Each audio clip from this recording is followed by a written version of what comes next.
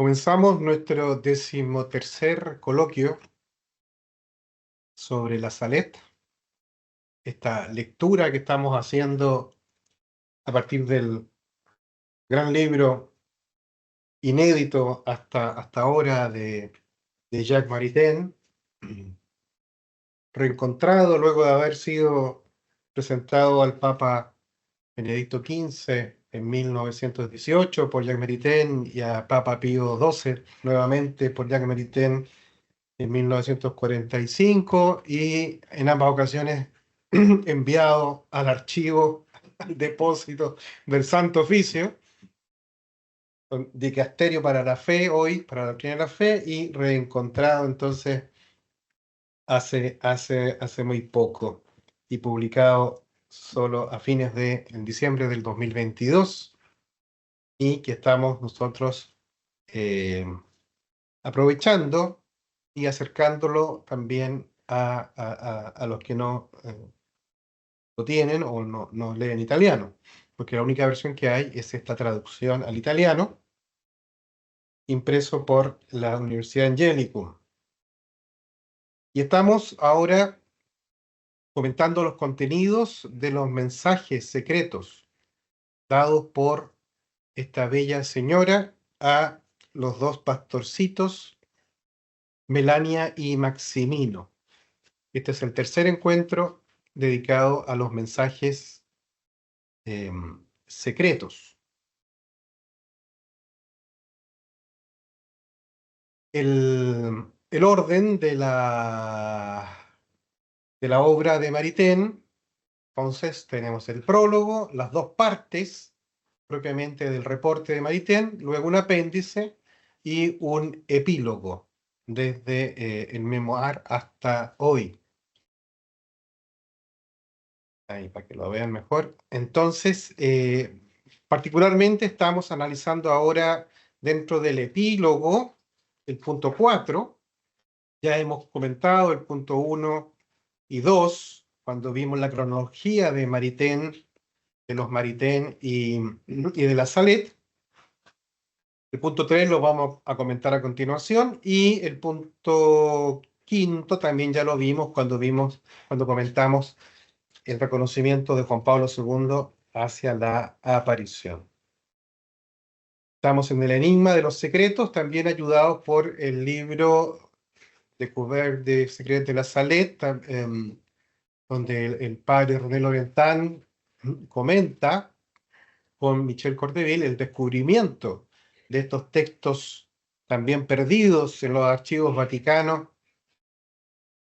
luego de haber sido entregados al Papa Pío IX, y que recientemente ha sido traducido al inglés por este movimiento, los Theotokans, este movimiento impulsado por Sister Anne, por esta monja carmelita que ha recibido en una locución interna el encargo de promover la regla de Melania para la persecución de los cristianos, que según esta locución comenzaría muy pronto. Estamos en contacto con Sister Anne y quizás la tengamos también como invitada a un próximo de estos coloquios. Insisto en esta frase de Melania: los anuncios de castigos divinos son revelados solo para que nosotros los evitemos, convirtiéndonos. Esta frase tiene varias implicaciones. La primera es, ¿cuál es la finalidad de los mensajes de María? No solo en la Salet, sino en todas las demás apariciones.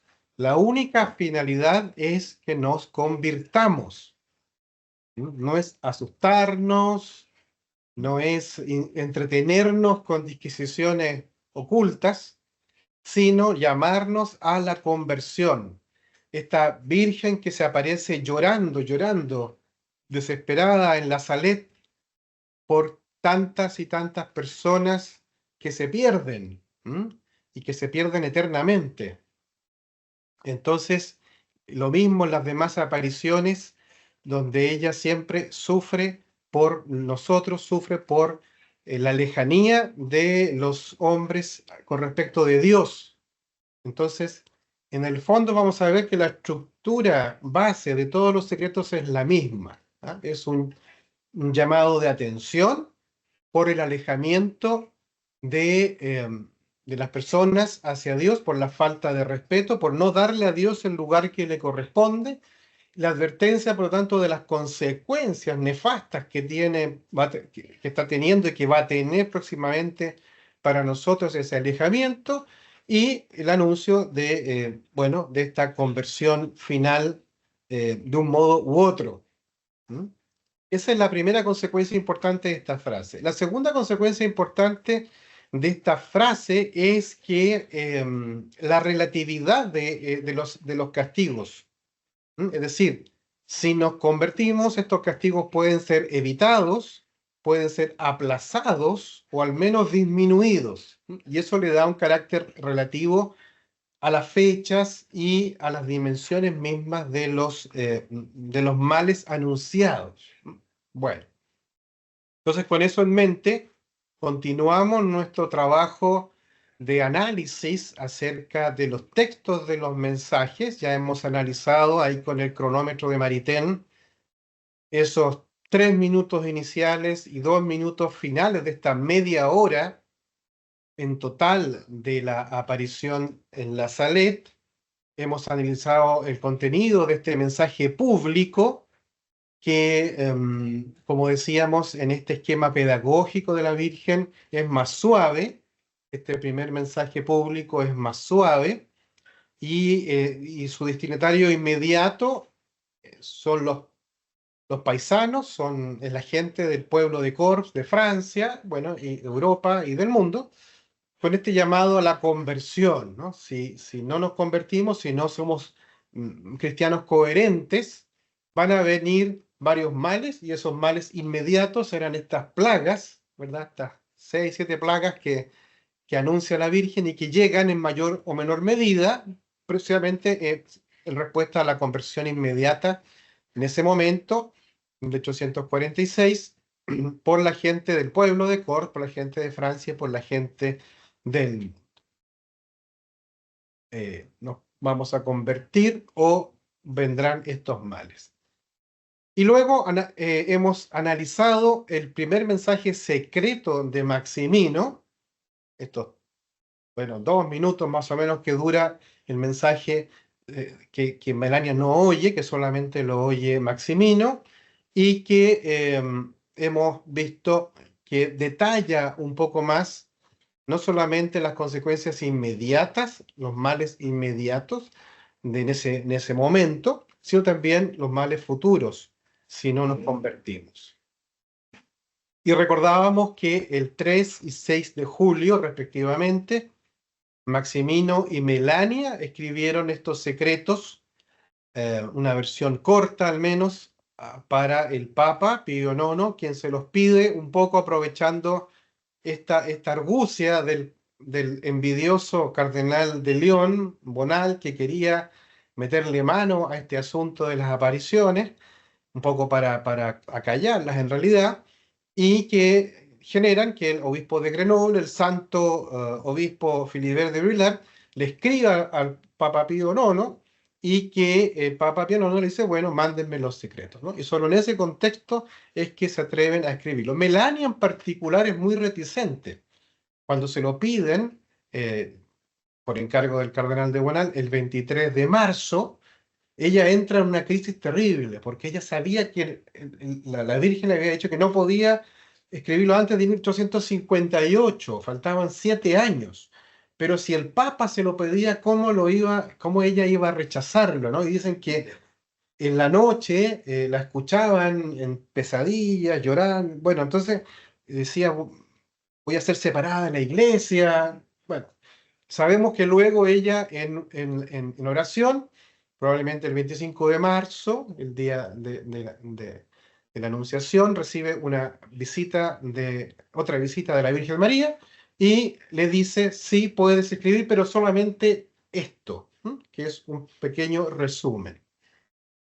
Recordemos que tanto Melania como Maximino además de escuchar las palabras, junto con escuchar las palabras de María, veían todo lo que ella describía y sentían todo lo que iba pasando. Entonces hay un montón de información que no está recogido en el texto, ninguno de los textos. Melania dijo que se puso a escribirlos, se puso a escribir todo lo que ella vio y sintió. Y llevaba ya 20 páginas escritas.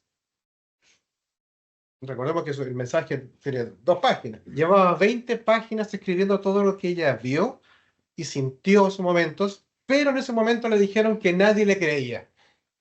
Ni los obispos, ni el clero en Francia, nadie creía que fuera cierto, así que se enojó.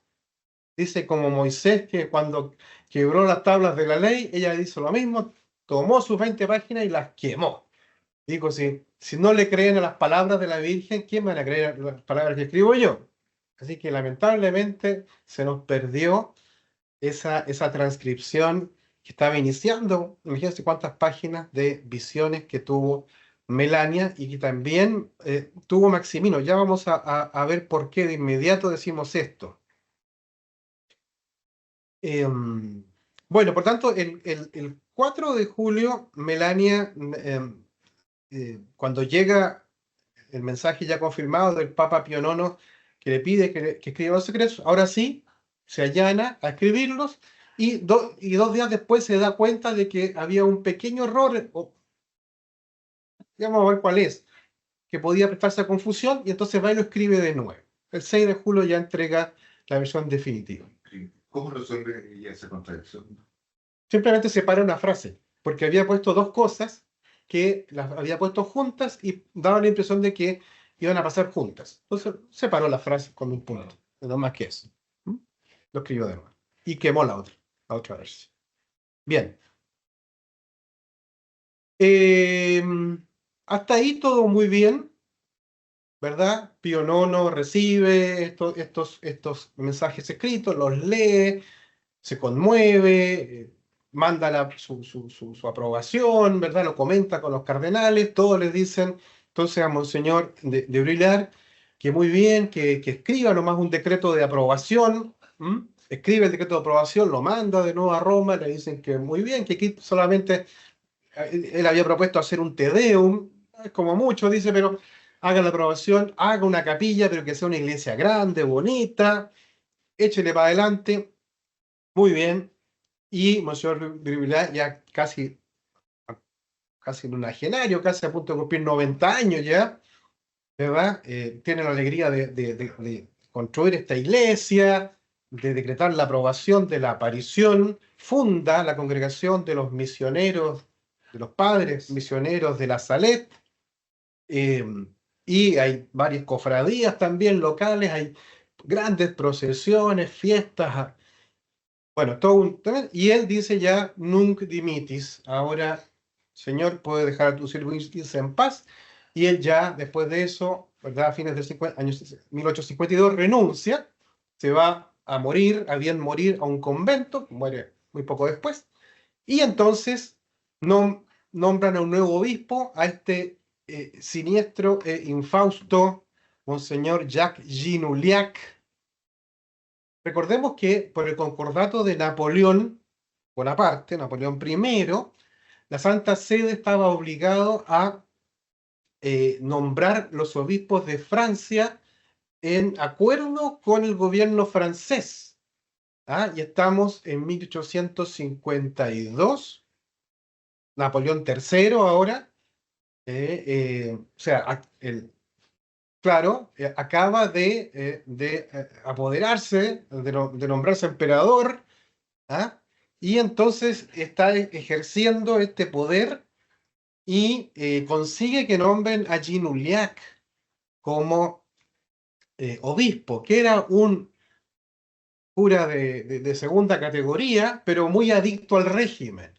Muy adicto al régimen, ferviente galicano, defensor de la prioridad política de Francia frente a la Santa Sede, al Vaticano, y consigue que lo nombren a él. Acérrimo enemigo de la Salet, no creía en las apariciones, no creía en esta cosa, y lo nombran para asegurar que todo este tema se tranquilice en la Salet. Ginuliac, algunos dicen que era masón, era muy probable, como gran parte de los obispos y clero en esa época, en Francia. Y entonces llega Ginuliac y lo primero que hace es exigirle a Maximino y Melania que le cuenten a él los secretos que ya le enviaron al Papa. Bueno, y los amenaza con toda clase de hasta que finalmente ya Maximino y Melania escriben una nueva versión, cosa que Maritain no sabía, una nueva versión para este obispo Ginuliac de sus secretos. Lo único que le interesa saber a él es que, esto es importante, ha escuchado que en el secreto se habla en contra de Napoleón III. ¿Ah? Y él quiere tranquilizar al régimen al respecto. ¿Ah? Entonces, bueno, Maximino le reescribe y le dice, pero ahora cuéntenme, a mí pónganme todo el secreto, no me dejen nada escondido. Bueno, Maximino le reescribe el secreto, más o menos igual al que le mandó al Papa Pío, ¿no? Pero le pone tres cositas más, tres datos nuevos que vamos a analizar, que quizás son de algo que él vio, más que escucha. Bueno, y Melania, que desconfía grandemente de este Ginuliac, le hace un resumen más o menos vago, más o menos confuso. Agrega un dato que vamos a comentar también en su momento. Lo importante es que Ginuliac ve que ahí no hay nada en contra de Napoleón III, sino que incluso hay algo que hasta lo puede dar vuelta y aprovechar a favor de Napoleón III. Ya vamos a ver qué es. ¿Por qué pasaba esto? Porque resulta que en el mensaje completo que vamos a ver a partir de la próxima encuentro, sí hay advertencias en contra de Napoleón III, pero que aquí se cuidaron mucho de no decirlas. Pero se les salía, porque cuando ellos, Melania, escuchaban hablar de este Napoleón, esto antes, ¿no? Cuando estaba de presidente, antes de que hiciera su autogolpe y todas estas cosas, y que se presentaba como defensor del Papa, y le mandaba, a Pío IX le mandaba, ¿verdad?, ejércitos para que lo defendieran en todo esto intríngulis. Bueno, Melania ponía cara de espanto, y siempre que mencionaba a Napoleón decían, no, es un traidor, es un cobarde, no decía que eso era parte del secreto, pero había llegado entonces este rumor, y por eso que Ginuliac ya le saca a tirones este nuevo escrito y se tranquiliza de que ahí por lo menos no aparece nada contra el actual régimen francés. Bueno, esto como advertencia. Estamos entonces ahora pasando. Nos falta mucho que rellenar, nos faltan, no sé, 27 minutos aquí todavía que rellenar, porque el mensaje secreto de Maximino es muy cortito, 2 minutos, nos queda mucho todavía. Vamos a ver entonces el mensaje, la parte del mensaje, la versión del mensaje que Melania le escribe al Papa Pío IX, que son casi 2 páginas, serán 5 minutos, y que es lo que la Virgen le ha permitido en este momento decirle. Solo 7 años después va a poder entregar el mensaje completo. Vamos a analizar entonces ahora esta primera versión, la versión corta del secreto que le da la Virgen a Melania y que Maximino no puede escuchar. Y mientras tanto el venezolano aburrido se vuelve a jugar. Sí, no, mi pregunta de antes, la reflexión era cómo había solucionado esto que no podían entregar todo el mensaje antes de la fecha y escribe ahora tú es una parte, no todo. En fin. ¿Cómo resuelve eso Melania en su interior, digamos? Claro, porque tiene una aparición de la Virgen Ya, en ese momento, el 25 de marzo, y la Virgen le dice, ya. sí, puedes escribirlo ahora, solo el Papa, pero solo esto que te voy a decir. Solo esto, no todo. Justamente porque sabía que si no después, qué sé yo, Ginuliac iba a ver lo de Napoleón III y los iba. Bueno, de todas maneras, Ginuliac después de esto los manda a los dos desterrados, igual. Y declara que ahora se acabó el tiempo de los pastorcitos, de los videntes, y ahora empieza el tiempo de la iglesia, y él es el custodio de la salud. ¿Mm? Bueno, Y él manda a hacer una nueva comisión investigadora, y el problema es que la nueva comisión investigadora reafirma que las apariciones son sobrenaturales, así que no le queda otra que aceptarla. Pero el mensaje, no. Bueno, veamos qué dice entonces esta versión autorizada por la Virgen para Pío IX en 1853. No, 51.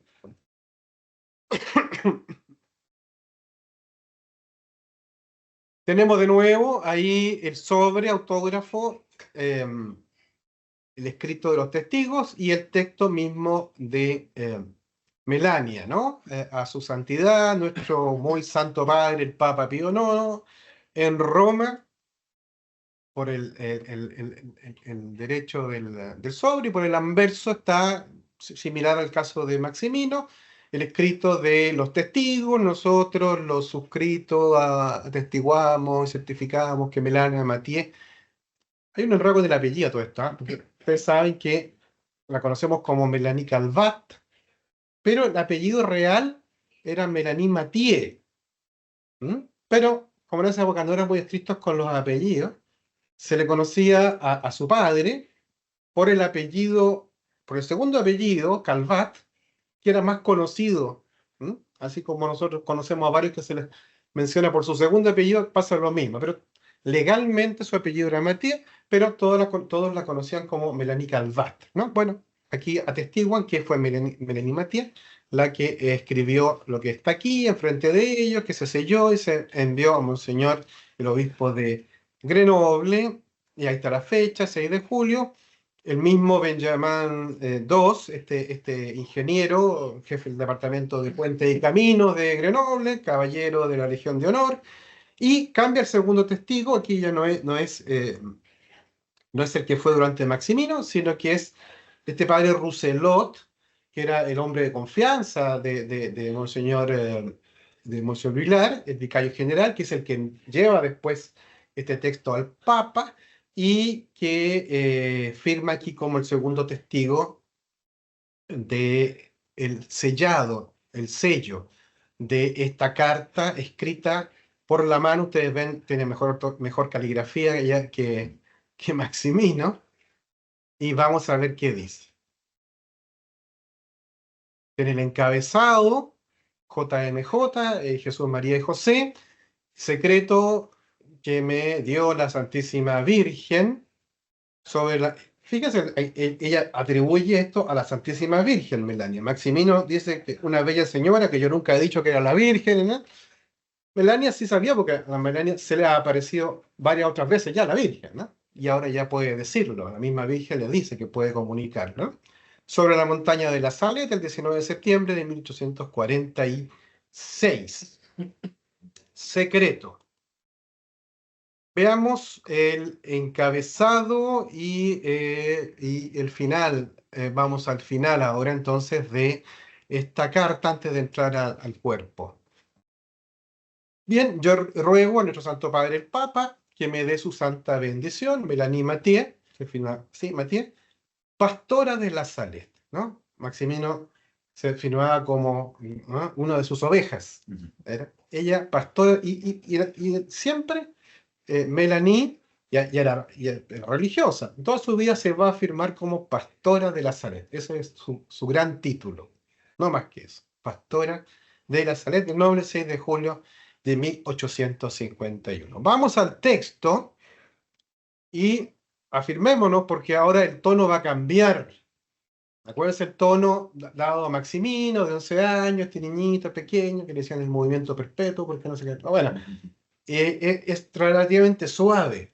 Vamos a ir increciendo en la cantidad de detalles y en el tono, el estilo retórico. Ahora ya no va a ser tan condescendiente como en los discursos públicos y como en el secreto de Maximino. Aquí vamos a decir las cosas ahora por su nombre. Pero antes la advertencia. Melanie, te voy a decir algo que no le dirás a nadie. Mi niña, no dirás lo que te acabo de decir. Al final, al principio no se dirá, y al final no te dirás lo que te acabo de decir. No se los dirás a nadie, no dirás si es que tienes que decirlo algún día, no dirás a qué se refiere, en fin, no dirás nada hasta que yo te diga que lo digas. ¿Mm? Y ahora le acaban, esto para reafirmar que la Virgen ha dado permiso para decirlo, la manera de decirlo, ¿no? Bien, vamos entonces ahora al cuerpo del texto. Ha llegado el tiempo de la ira de Dios. Si después de haber dicho a la gente lo que les dije hace un momento y lo que todavía les diré que digan, si después de eso no se convierten, o sea, si no hacen penitencia, si no cesan de trabajar los domingos, si continúan blasfemando el santo nombre de Dios, en una palabra, si la faz de la tierra no cambia, Dios se vengará de las personas ingratas y esclavas del demonio. Mi hijo va a hacer estallar, eclatar su poder. ¿Ah? Cambió el tono. De hecho, yo cuando leo esto, oigo como música de fondo el Dies Irae, ¿ah? Del Requiem de Mozart. Dies Irae, Dies Illa, solvet seclum in favilla, ¿no? Se disuelve el mundo en ceniza. ¿Ah? Este concepto de la ira de Dios es muy potente, es incluso diría técnico, ¿ah? Que aparece en la Sagrada Escritura, tanto en el Antiguo Testamento como en el Nuevo Testamento, en momentos muy claves, muy fuertes, ¿no? La ira de Dios asociado siempre a castigos tremendos, a castigos tremendos. Sobre todo resuenan en el Apocalipsis, por supuesto, ¿no? Sobre todo en el Apocalipsis 19, creo, donde se habla de este jinete blanco que aparece, cuyo nombre es Verbum Dei, ¿verdad? La palabra de Dios, y que viene a pisar las uvas de la ira de Dios, ¿no? Y tanto este concepto de dies irae, el día de la ira, como las uvas de la ira, ¿verdad? Han dado pie a varias novelas, películas, etcétera, ¿no? Viene a pisar el lagar de las uvas de la ira de Dios. ¿Mm? Y entonces es Cristo que llega en el juicio final. ¿Mm? Pero esta idea de un castigo y que va a exterminar la tierra. ¿Mm? Eso está siempre asociado. Entonces, es fuerte, ¿no? La venganza se vengará. Ahora, todos sabemos que esto de hablar de ira en Dios, hablar de venganza en Dios, es una alusión antropomórfica, no es propio. En Dios no hay pasiones, ¿no? Claro. Propiamente, pero sí la venganza, la vindicación como virtud, la reivindicación es el movimiento de la voluntad para poner las cosas en su justo lugar, para que se haga justicia. Y aquí, como comenta el texto, dice, aquí está la explicación teológica. ¿Ah? ¿Qué significa la ira de Dios? ¿Qué significa la venganza de Dios? Significa que mi hijo va a hacer estallar su poder. Eso es lo que tenemos que entender por ira o por venganza de Dios, que el poder que está contenido de Dios con respecto de nosotros, aquí se va a manifestar de una manera más evidente, más fuerte. O se convierten por las buenas o se convierten por las malas. O sea, el orden del universo, del cosmos, está quebrantado. Si no le damos a Dios el primer lugar, esto no aguanta. Esto hay que reordenarlo en algún momento, ya sea por la libertad de los hombres, ya sea por la potencia de Dios que tiene que estallar, para reordenar, para dar la justicia, reponer la justicia en su lugar, ¿no? Eso es lo que está diciendo acá. Ahora, una cosa curiosa que me llama la atención acá es que, fíjense, qué es lo que nos pide la Virgen, por qué llora la Virgen, evidentemente por esto, pero qué es lo que nos pide cambiar. ¿Ah? ¿En qué consiste la conversión? Hacer penitencia, cesar de trabajar los domingos y dejar de blasfemar. Eso fue lo que les dijo en el discurso público también, primero, ¿no? En el primer mensaje, ¿no? O sea, respetar el descanso los domingos, El día del Señor. Día del Señor, ir a misa, respetar la abstinencia de Cuaresma. Entonces, en primer lugar, es curioso porque estas son prescripciones propias de los católicos.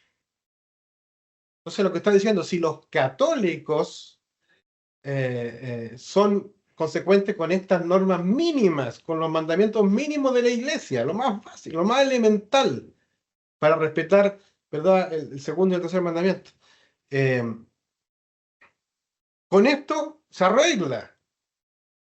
Entonces, lo que estamos haciendo los católicos de no respetar el día, de no santificar las fiestas, eso está afectando, fíjense, a este nivel, a este desorden cósmico, a la faz de la Tierra. Si la faz de la Tierra no cambia, ¿se cuenta que es curioso? La faz de la Tierra va a cambiar con que los católicos vayamos a misa los domingos, no blasfememos y bueno, respetemos la cuaresma. O sea, simplemente con algo que tampoco es tan difícil, comenta aquí el texto de Merita, ¿no? Es bastante sencillo, parece ser, pero es así de grave, así de grave, y, y así de grave porque no está adjudicando a los católicos la responsabilidad por la faz de la tierra completa. Y después va a decir una palabra más fuerte. Estas personas, o sea, los católicos que no respetamos estos mandamientos mínimos básicos, somos ingratos. Nuestro peor pecado aquí es la ingratitud. Después de que Dios nos da todo, no somos capaces de darle al Señor, y lo mismo decía el mensaje público, ¿se acuerdan? Les he dado 6 días para trabajar y no me dan ni siquiera un día para mí. Ingratitud. Ese es el pecado. Fíjense qué potente, ¿no? Pecado de ingratitud. Está diciendo católicos ingratos. Pero también hay, llamamos a los que no se convierten aunque no sean católicos. Se Sí, podría leer también. se podría leer, O sea, pero, que son en la conversión de Rusia, no sé, cosas así. pero aquí yo estoy simplemente haciendo el análisis literal. Si no se convierten, es decir, si no hacen penitencia, bueno, penitencia puede ser más amplia, ¿no? Pero domingo y blasfemia, bueno, podría ser, pero el mínimo que nos está pidiendo es esto. Ahora, no solamente al no hacer esto, al no darle a Dios el lugar que le corresponde, estamos siendo esclavos del demonio. Primera vez que aparece aquí la palabra demonio, que no había aparecido hasta el momento, ni en el mensaje público, ni en el secreto de Maximina. Maximina hablaba de un monstruo, pero aquí es más clarito, del demonio. Estamos haciendo el juego al demonio. No hace falta ser satanista como ahora que están tratando de probar aquí en Chile y en Brasil esta secta satánica. No hace falta estar poseído por el demonio visiblemente, sino simplemente al no darle a Dios el lugar que le corresponde, nos estamos sometiendo al juego del demonio. Fuerte. Bien, así empieza esto. Y esta es la segunda versión. Después viene la tercera versión, es mucho más fuerte. La vamos a ver después. Estamos en la versión corta. Bien, seguimos en el mismo tono. París, esa ciudad manchada de toda clase de crímenes, perecerá infaliblemente. Marsella será destruida en poco tiempo. Cuando estas cosas sucedan, el desorden será completo sobre la tierra. El mundo se abandonará a sus pasiones impías. El Papa será perseguido por todos lados. Le dispararán. Lo querrán matar, pero no se le podrá hacer nada. El vicario de Dios triunfará de nuevo esta vez. Los sacerdotes y las religiosas y los verdaderos siervos de mi Hijo serán perseguidos y muchos morirán por la fe de Jesucristo. Al mismo tiempo reinará una hambruna. Bien, vamos viendo porque todo esto da para mucho. Entonces, no solamente se van a echar a perder las papas, las uvas, las nueces, va a venir una peste que va a matar a los niños, que eso era el anuncio público inmediato. Esto es un anuncio ya de más largo plazo. Habíamos dicho que en la versión de Maximino le había dicho simplemente que Francia un día será castigada. Aquí vienen más detalles, ¿no? París.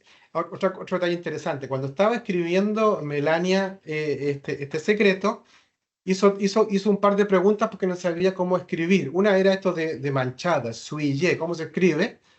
Infaliblemente, ¿qué significa eso? Preguntó. Y bueno, la tercera palabra que la vamos a ver después. ¿Mm? Entonces acuérdense que ella no sabía francés, pero había entendido el francés del mensaje y lo estaba escribiendo perfectamente de memoria. Y bueno, pero algunas dudas le quedaban, como las pommes de terre, ¿no? Las papas y esto. Bueno. Entonces, esto es lo que además ella se equivocó, París y Marsella lo puso junto, y entonces aquí corrió a ponerle un punto intermedio porque eso significa que no pasa al mismo tiempo. Dato. París perecerá primero y después en otra fecha, en poco tiempo después, le puso en poco tiempo, será destruida Marsella. ¿Cómo entendemos esto? Pues este tema de París era una obsesión que le quedó a Melania. Cada vez que escuchaba que alguien iba a ir a París, le decía, no, no vaya, no vaya, no vaya, no vaya a París. ¿Ah? Y descubrieron que escribía en muchas partes PSB. ¿Ah? París será brûlé. ¿Ah? París será quemada. La escribía así como obsesivamente en partes secretas. Estaba con la obsesión de que París será quemada. ¿Mm? Y además descubrieron que había escrito otras cosas por ahí, que eran Prusianos 1870. Y de ahí, en el año 50. Prusianos 1800. Y hay una compañera ahí del convento que dice que la registró, que había escuchado en la noche, en sueños, en las pesadillas de Melania, que gritaba: vienen los ulanos, vienen los ulanos, vienen con las palach, vienen los ulanos, vienen con las palach. Nadie sabía qué era esto.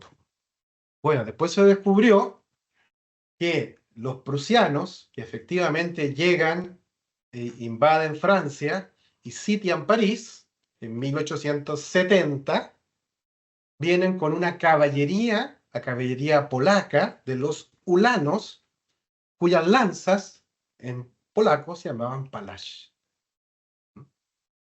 Entonces, hay muchos elementos que Melania ya sabía que iban a pasar. ¿Ah?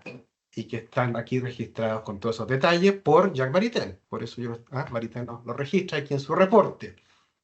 Entonces, efectivamente, por culpa de Napoleón III, por hacerle el juego, ¿verdad?, a los de la unificación italiana, y todo este cuento, entra, y por evitar el avance de los prusianos, ¿verdad?, del imperio prusiano que estaba creciendo, von Bismarck, etc. Entonces, entra esta guerra franco-prusiana en 1870, es invadido, es sitiada París por los prusianos, pero no se cumple aquí esta quema de París por los prusianos. Ahora, ¿será esa era la destrucción de París que estaba esperando infaliblemente Melania? Recordemos que ella misma, como otros, ella misma se ofrece como víctima. El nombre que ella quiere tomar cuando se hace religiosa es Sor Víctima de Jesús. Y no la dejan, porque dicen, no, eso es demasiado extremo. Entonces, bueno, toma el nombre de Sor María de la Cruz. Pero hasta el fin de sus días, ella se firmaba María de la Cruz, víctima de Jesús. Y ella ofrecía sus sacrificios para evitar estos castigos. Ella siempre dijo que lo que quería ella era evitar lo que había visto. Por lo tanto, uno podría decir, bueno, esta destrucción infalible de París fue detenida por Melanie, es una opción. Ahora, como consecuencia de este sitio prusiano de París, viene el levantamiento de la Comuna en París. ¿Ah? Justamente estos milicianos, esta Guardia Nacional, que queda ahí en París, se toma el control bajo una ideología protocomunista, anarcocomunista incipiente en esos momentos. Francia, ¿verdad?, ha corrompido el universo. Proudhon pensaba el Papa. Bueno, y aquí, durante la Comuna, sí que hay los comuneros incendian París. ¿Ah? París será brûlée, París será quemada. No entera, pero sí notablemente, ¿no? Y hay persecución y asesinatos de sacerdotes religiosos. Bueno, uno diría, pues la Primera Guerra Mundial se salva, la Segunda Guerra Mundial se salva. ¿En qué año estimado? ¿Vale? ¿Qué año? 72 debe ser, cuando está la Comuna. ¿Sí? 72, 1872. Bueno, no sabemos. O todavía está por venir. Marsella será destruida en poco tiempo, todavía no, que yo sepa, no ha sido destruida. Después va a dar más detalles de cómo será destruida París y cómo será destruida Marsella. Por aquí no. Cuando estas cosas sucedan, aquí no sé si antes, no sé si antes o después, pero o al mismo tiempo, pero habla del desorden, el mundo se abandonará a sus pasiones impías. El Papa, esta frase nos llama también la atención, ¿no? El Papa será perseguido por todos lados, le dispararán, lo querrán matar, pero no se le podrá hacer nada. Bien, aquí entonces, cuando lee esto en 1851, Pío IX habrá pensado de sí mismo, ¿no?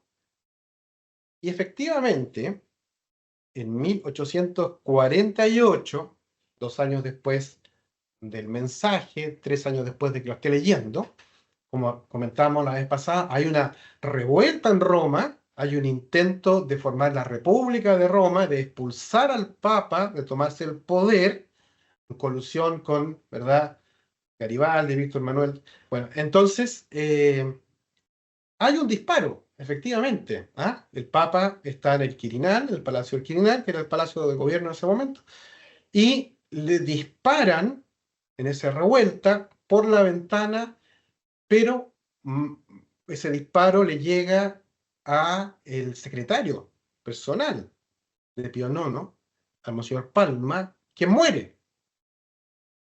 Entonces podría haber pensado aquí, aquí están anunciando esto, le dispararán, lo querrán matar, pero no le podrán hacer nada, el vicario de hecho fuera. Efectivamente, se va de Roma y luego, con ayuda de estos otros países, vuelve y retoma ¿Y el quién le poder. dispararon los republicanos? Claro, los republicanos, los republicanos. Pero uno, cuando lee esto, piensa más bien en lo que pasa el 13 de mayo de 1981, donde al vicario de Cristo también se le dispara, también se le intenta matar y tampoco se le puede hacer nada. ¿Mm? Eh, o también se piensa en la visión del tercer secreto de Fátima, en la visión de la tercera parte del secreto de Fátima, ¿verdad? Que el año 2000 es compartida, es comunicada, donde se ve este obispo de vestido de blanco, que presentimos que es el Santo Padre, que sube a la montaña, que el Santo Padre se le disparan con balas y flechas y cae muerto a los pies de esta cruz de alcornoque de madera, junto con muchos obispos y laicos. Esta predicción es la misma de Juan Pablo II, es otra, Al principio Juan Pablo II pensaba que es la misma, después piensa que es otra, Benito es igual, no se ha cumplido todavía, pero aquí cae muerto. En el otro no se le puede hacer nada. Bien.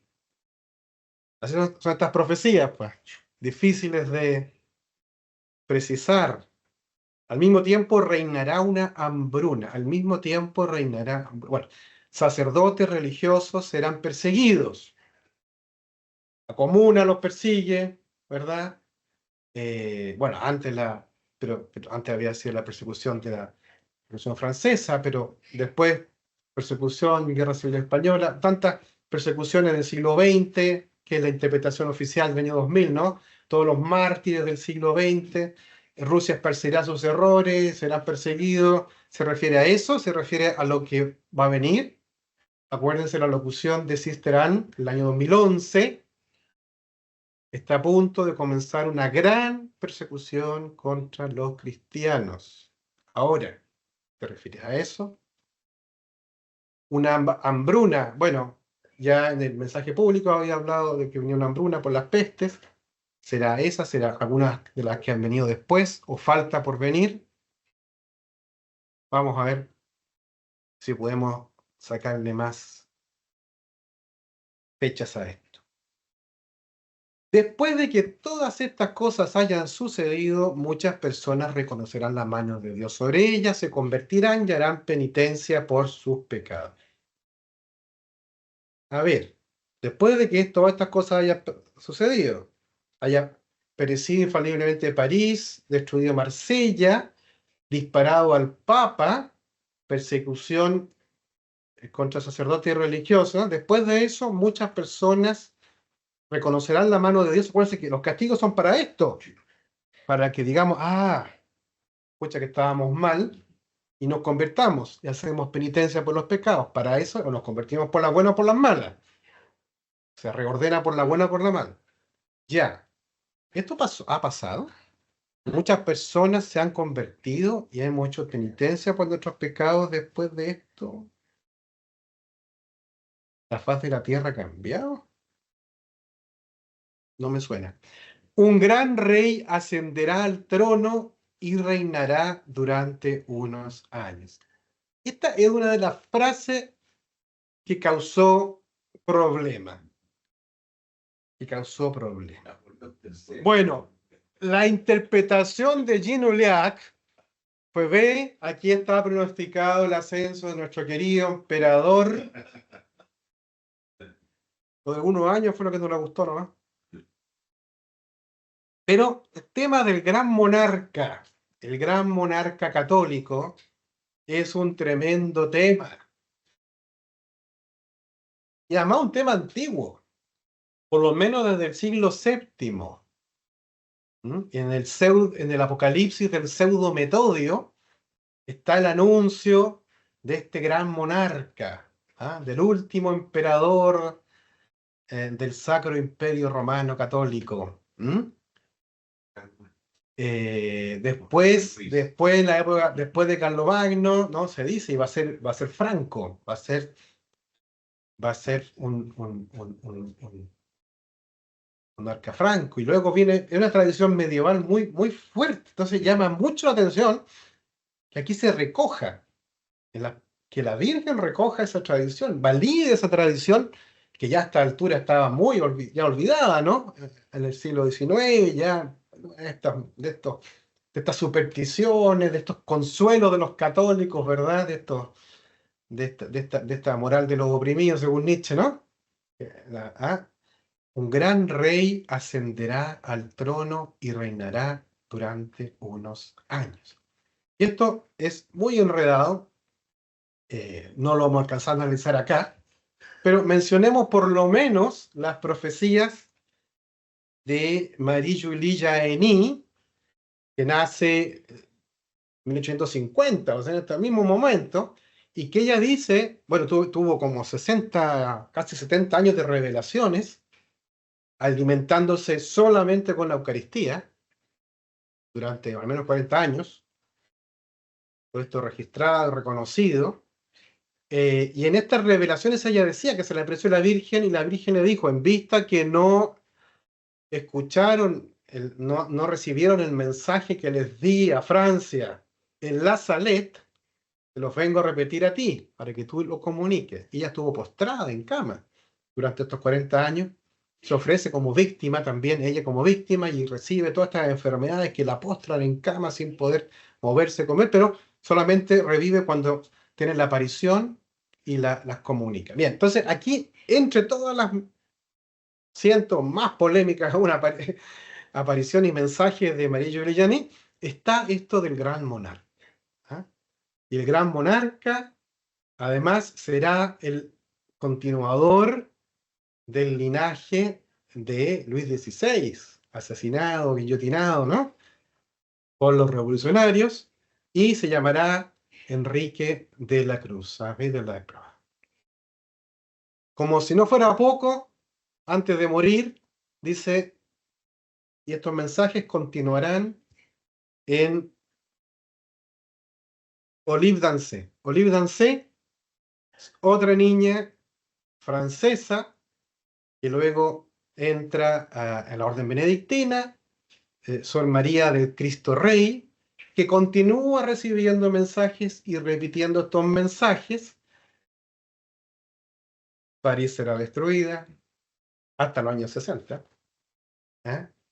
Eh, si destruyen la Basílica de Cristo Rey, la perdición de Francia es segura. El año 77 fue destruida la Basílica de Cristo Rey, por si acaso, 1977, y va a venir el gran monarca francés, Enrique de la Cruz. Bueno, entonces, todo. ¿Cuál es la basílica Una basílica que se construyó, una basílica de Cristo Rey, pero que luego se quedó abandonada y fue demolida y ahora hay edificios de departamentos. Bueno, fue toda una historia, la construcción y la destrucción que promovida por ella, por Olivense, con ayuda del Papa, en contra de todo esto, siempre es en contra de los obispos franceses y con la ayuda de los papas. Bueno, para hacerlo más confuso todavía, esta alusión al sucesor de Luis XVI, están todas las leyendas con respecto a Luis XVII. ¿Ah? Este hijo, Luis Carlos, hijo de Luis XVI y María Antonieta, que queda prisionero en la prisión del Temple, la prisión de los templarios, ¿verdad? En París, y que supuestamente habría muerto ahí, pero otros dicen que nunca murió, y hubo un centenar de presuntos Luis XVII diciendo, no, yo soy así como un poco con lo pasaba con Anastasia en Rusia. Bueno, en Francia pasó mucho, diciendo, no, en realidad pude escapar y yo soy Luis XVII, y entonces, y resulta que nuestro querido amigo León Blois, padrino de Jacques Maritain, en el libro La que llora, famoso libro La que llora, que después Maritain tiene que salir a precisar con su reporte, con toda esa vehemencia, él toma partido y dice, así es, pues la aparición de La Salette ocurrió justamente cuando murió el verdadero Luis XVII, el verdadero Luis Carlos, que él dice que era este relojero, que es uno de los pretendientes famosos, quizás el más famoso, Klaus Naundorff, que muere justo casi al mismo tiempo que la aparición de La Salette en Holanda, reclamando que él era heredero. Y entonces Lambert dice sí, y incluso Melania pensaba que era Klaus Dorf, el gran monarca que ascendería al trono. ¿Ah? Entonces, y para hacerlo más complicado todavía, Maximino, cuando le escribe la carta del secreto a Ginuliac, le pone también que va a volver el sucesor de Luis XVI y que él piensa que es el barón de Richmond, que era otro pretendiente, que se le había acercado, ¿se acuerdan? Cuando fue a Nars sí. Y trataron de meter. Ya, después él reconoce que eso fue en realidad de su cosecha. La había puesto él. Pero queda la duda porque efectivamente tenía la visión también del gran monarca. Aunque no lo había puesto en el secreto a Pío IX, sí había visto esta misma visión del gran rey que ascendería. Que no era Napoleón III, por cierto, pero eso no se los dijo. Entonces, es un tema, bueno, muy largo, pero para que vean cómo se entremezcla. La religión florecerá de nuevo y se extenderá por toda la tierra, la fertilidad será grande, el mundo contento por no carecer de nada. Ya, entonces, después de todos estos males viene la noticia buena, igual que en el caso de Maximino, se va a ver una conversión por todo el mundo, una fertilidad, ¿verdad? Había hambruna, había plaga, ahora fertilidad, y el mundo va a estar muy contento. Y hasta ahí terminaba Maximino, pero ahora se agrega lo último. El mundo, contento de no carecer de nada, recomenzará sus desórdenes. Estamos yendo más allá en el tiempo. Otra predicción. Después de este tiempo de bonanza, desorden. El mundo abandonará a Dios y se entregará a sus pasiones criminales. Y aquí empiezan los palos. Los ministros de Dios y las esposas de Jesucristo, habrá algunos que se entregarán al desorden. Y esto será lo más terrible. Finalmente un infierno reinará sobre la tierra. Será entonces cuando el anticristo, y preguntan, ¿cómo se escribe anticristo? Y todo, porque no sabían lo que estaba escribiendo. ¿Cómo se escribe anticristo? ¿Ah? ¿Con mayúscula o con minúscula? No, con minúscula, con minúscula. ¿Será? Y todos dijeron, bueno, nacerá de una religiosa, pero hay de ella. Mucha gente creerá en él porque dirá que vino del cielo, hay de los que le crean. Ya. Entonces, aquí estamos ya pasando, y esta es la única aparición donde el mensaje va a hablar del fin de los tiempos, del anticristo.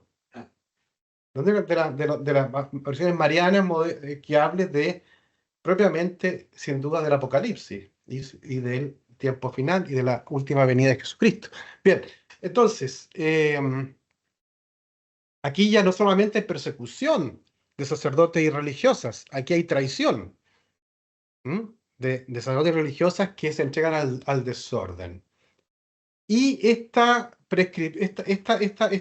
anuncio de que el anticristo nacerá de una religiosa también es una tradición antigua. Incluso Domingo Soto, en su análisis teológico, dice que es lo más probable, es creíble que el anticristo nazca de una supuesta virgen, porque es un remedio de Cristo. ¿Ah? E incluso en lo que le escribe Melanie a Jean Uliac, le agrega, y será una religiosa considerada muy santa y de una orden muy de clausura. Bueno, para ponerle el toque y no perder esta referencia a la ceremonia neopagana de los Juegos Olímpicos, esta fue la ceremonia de clausura. ¿Ah? Apareció venido del cielo. Mucha gente creerá en él porque dirá que vino del cielo. Hay de los que le crean. El viajero dorado, en el cierre de las Olimpiadas ahora en París, viene del cielo, aparece en el estadio, aparece, nadie sabe de dónde, no se ve, desde el cielo este ser dorado que viene en la postura, unos han dicho que es la postura del colgado del tarot, que es un remedio de Cristo.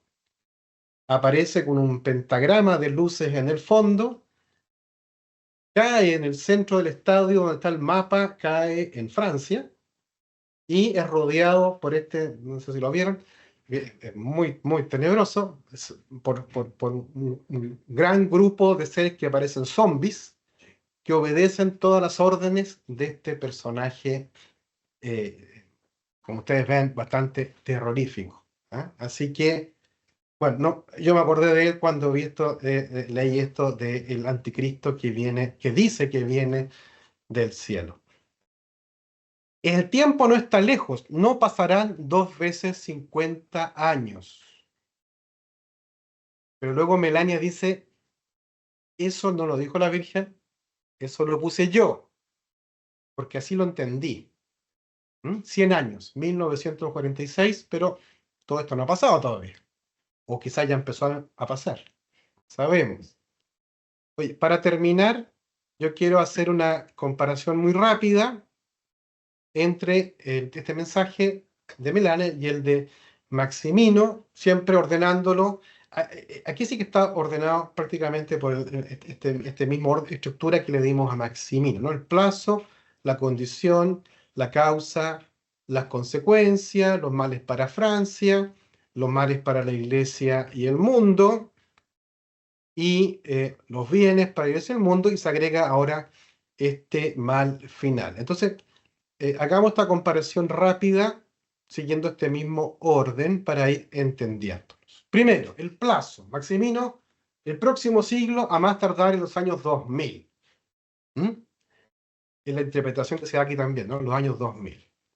2 veces 50 años, pero así lo entendió Melania, no lo dijo la Virgen. Entonces, bueno, esto iba a empezar a pasar por lo menos a mediados del siglo XX y sobre todo en el siglo XXI. La condición, que el pueblo cambie o no cambie. Si cambia un poco, será más tarde, según Maximino. Aquí no le pone un poco mucho. Si no se convierte, esto va a pasar totalmente. Aquí yo pongo en amarillo lo que coincide, en verde lo que no coincide, y en gris lo que está más o menos implícito. Francia corrompió el universo. Acá se habla de la ingratitud y la esclavitud del demonio. Pero, perdón, lo que coincide con que, Entre ambos, entre el secreto de Maximino y ya, el secreto de Melania, ¿no? Eso es lo que está en más o menos en amarillo. ya. Y en verde lo que se va agregando en uno y otro, según hemos ido viendo, ¿no? Estamos haciendo aquí un mix de todo. Eh, o sea, en el de Melania no se habla de esto de que Francia ha corrompido el universo, por ejemplo, ¿no? Y en el de Melania, el de Maximino no habla de la ira de Dios, por ejemplo, ¿no? Vean. Los males para Francia, un día se castigada, París y Marsella destruidos. Pero esto de que en Francia se extinguirá la fe, la práctica religiosa, está en Maximino y no está en Melania. En cuanto a y eso ya se está cumpliendo. La persecución del Papa, pero acuérdense que Maximino había dicho que su sucesor será un pontífice al que nadie espera. Aquí el padre Corteville dice a lo mejor era Juan Pablo II porque venía de un país muy lejano, ¿verdad? De Polonia. Dice no es su sucesor inmediato. Bueno, no se sabe. Francisco. Francisco, Benedicto, no se sabe. Bueno, o el que vendrá ahora. Se agrega esto de que le van a disparar, se agrega la persecución de los religiosos, se agrega el abandono de las pasiones y la hambruna, que no estaba en el caso de Maximino, pero sí el desorden de todas maneras.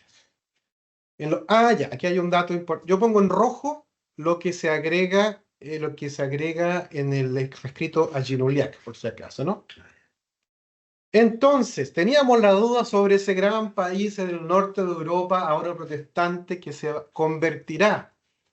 En el escrito a Ginuliac le pone Inglaterra. Inglaterra. Y nunca se desdice. Así que la tesis de que sería Inglaterra el instrumento de la conversión de todos los demás países. Sería Inglaterra el instrumento de la conversión de todos los demás países. Más o menos lo demás es parecido. Lo del rey está escrito acá, pero está en Melania, está visto por Maximino. Y la gran paz que viene después. Y el mal final, Maximino solamente sabía que no durará mucho porque vendrá un monstruo. Acá a Melania se le detalla un poco más estos desórdenes, la traición de los sacerdotes y las religiosas, y la venida del anticristo, que nacerá de una religiosa, y muchos creerán en él. Entonces, tenemos estos 3 períodos profetizados, ¿no? si no nos convertimos. Un periodo de grandes males para la Iglesia y el mundo y Francia, un periodo de grandes bienes gracias a Inglaterra, la conversión de todos los países, el rey, la gran paz, la fertilidad, y luego un periodo de males mayores, ¿no? Grandes desórdenes, abandono de Dios y la llegada del anticristo. Y llevamos solamente, ni siquiera la mitad del tiempo. O sea, nos queda mucho todavía por delante de todo lo que falta del secreto completo de Melania y de la regla de la orden de los apóstoles de los últimos tiempos, que es dictada por la Virgen a Melania, que hasta el día de hoy, vamos a contar la historia, ahí se ha intentado muchas veces el mismo Maritain. Se inscribió Irraiza como los primeros, y León Bloch, como los primeros apóstoles de los últimos tiempos en esta regla, pero previamente hasta en el día de hoy, donde Sister Anne está tratando de fundarla, no se ha concretado. Bien, así que nos queda todavía bastante por delante.